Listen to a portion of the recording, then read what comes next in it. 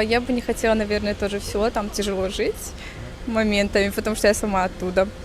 Матерей не могу осуждать, так как они сами решают, куда своих детей отдавать, они их воспитывали. Но я бы не вышла, наверное, сложно. Я считаю, девочки, это билет в лучшую жизнь. Все выходите в села, вам очень понравится, особенно в семьи, где за младших, короче, и в семьи, где и в семьи, где много младших сестер, особенно младших. Нашли современное время, да, понятно.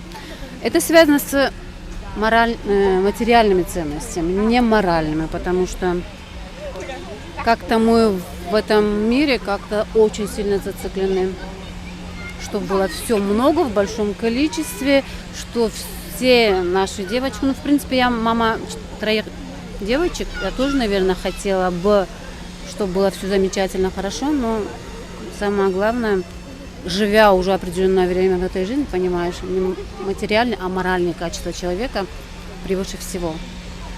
Не знаю, почему так, но большинство, да, я сама слышу, что матеря хотят, чтобы девочки не выходили в село, но я не за это.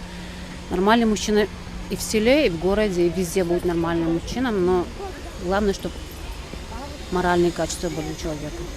Остальное я не знаю. Остальное приложится. Самое главное воспитание мужчины. Остальное приложится.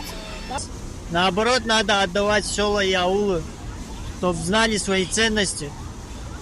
Коров как доить, чтобы знали. Вот, короче, такая система.